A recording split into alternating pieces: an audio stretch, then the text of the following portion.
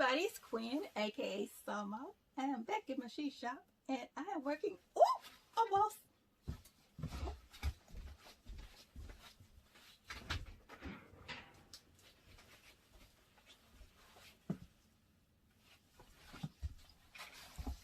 I may be a woodworker, but I ain't trying to stick around for the wasps and the bees. So back to what I was saying. I've made it onto another tool, so I thought I'd do a demonstration and a review for you guys. This tool is the Ryobi Cordless Router. I've had this not even a year yet, but I love it. I didn't think I would use a router when I first heard about routers because I really didn't see what I was going to do with it. But I tell you, a router is a must-have for a woodworker.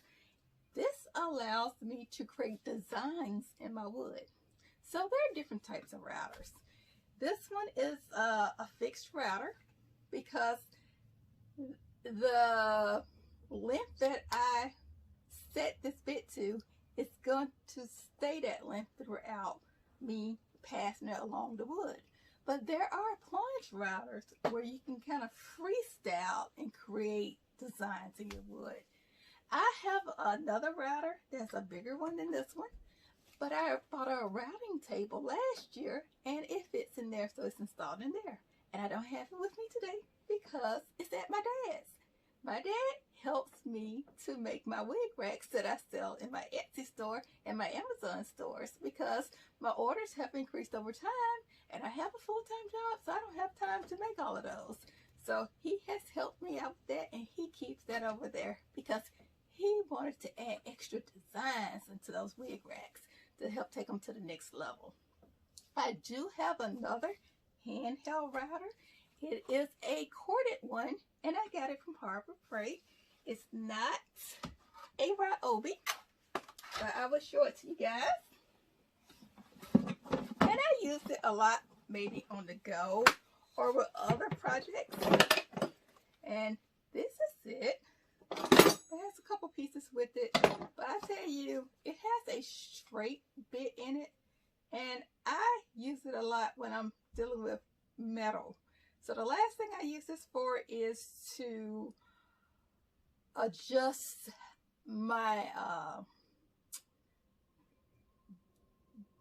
the metal on the shed for the door lock so that the lock could glide into perfectly, because I made a door for my shed. And so this helps me to actually cut part of that metal, and I find it very handy to use it for that. We've also used it for things like the radio harnesses in the vehicles, cutting through that plastic, making it bigger. But you do have to be careful when using a router. These bits on the router spin so quickly and they are dangerous. They can really do some damage to you. So you don't want to have your fingers in the way or bump up against anybody when you're using it. There are different bits that you can use. So I have a couple bits here. Most of my bits stay with my routing table. But these are some dado bits. So if I wanted to, I can change out that bit in this router and use it to create lines in the wood that I can use to join things into that wood. But today I'm going to use this rounded bit because I want to just create that design. I'm going to show you what it looks like. And in order to do so, you have to insert this bit into the router. All right, I'm going to use my table saw to hold the wood that I'm going to use my router to create the design in. And I'm going to use a couple clamps to clamp it down onto the table saw so that it doesn't move. Now,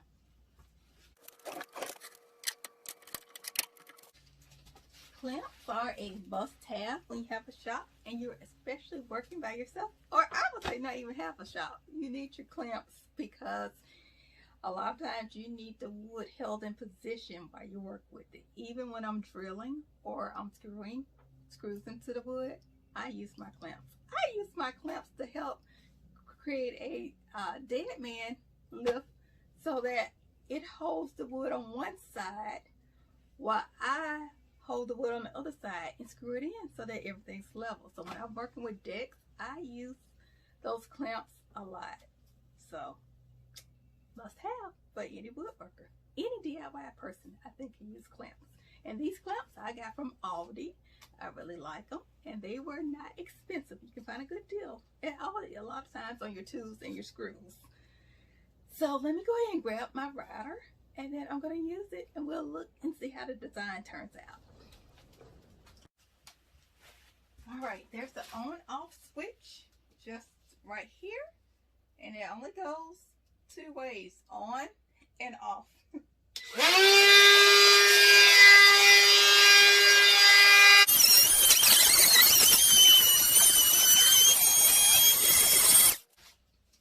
All right, let's take a look at the design now.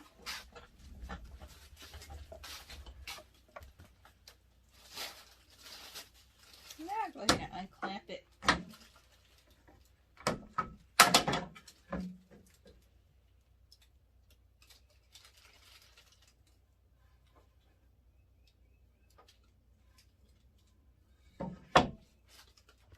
And there are people that are just so good at working with these routers that they can create beautiful molding out of real wood. And so that's something I may work my way up to in the future, but I do like it to just use little basic designs right now.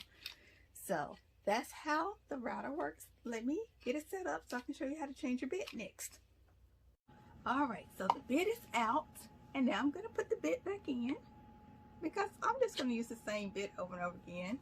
And then I need to press the lock button into position where it's not just flush with the green, but it goes all the way in so that it holds the holder steady. So it won't spin around while I have it in the lock position.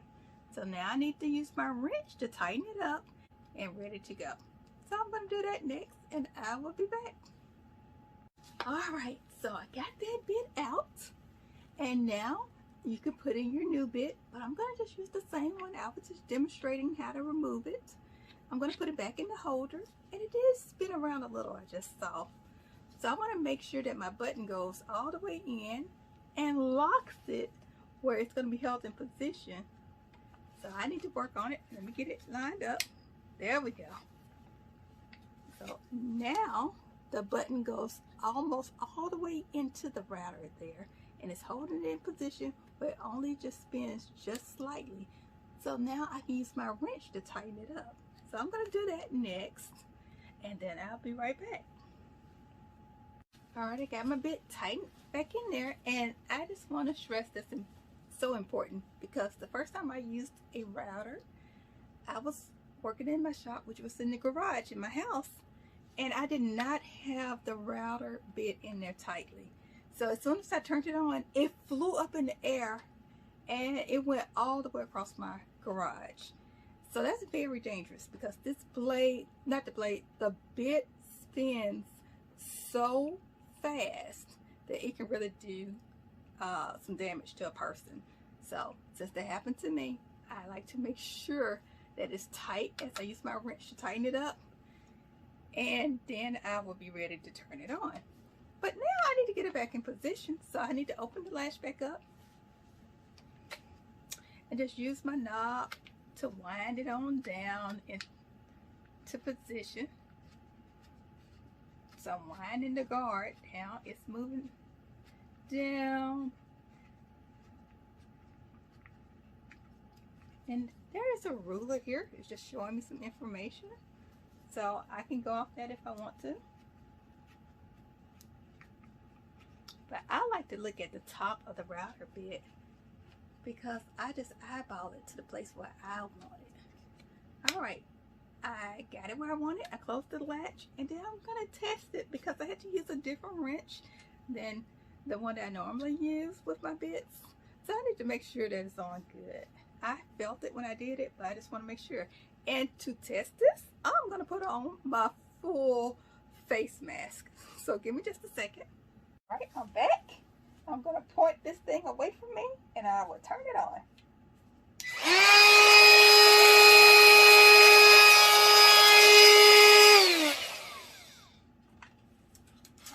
everything worked as expected. So if you're interested in creating a little design into your woodworking, I really suggest and recommend this Ryobi cordless router because it works so well being a battery operated tool, and this works with their 8-volt tools. So thank you for joining me for this video, and I hope to see you soon.